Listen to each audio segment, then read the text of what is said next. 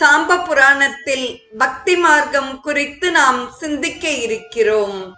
மனதில் திடமாக இறைவனை எண்ணுவது பக்தி, இச்சை, ஸ்ரத்தை, தியானம், சமாதி என கூறப்படுகிறது.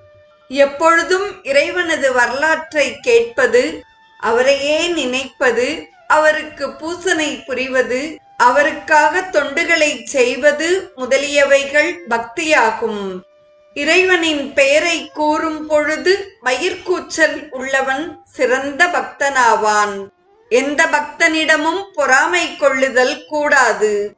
நடக்கும் பொழுதும், நிற்கும் பொழுதும், படுக்கும் பொழுதும், உண்ணும் பொழுதும், கண்களை கொட்டும் பொழுதும் சூரியனை நினைப்பவன் சிறந்த பக்தனாவான்.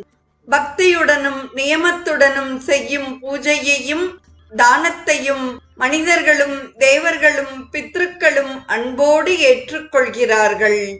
பக்தியுடன் அளிக்கும் பழம், பூ, கீரை முதலிய சிறிய வஸ்துக்கள் ஆயினும் பக்தியுடன் அளிப்பதால் அதை மிக மிக பெரிதாக ஏற்றுக்கொள்வார்கள்.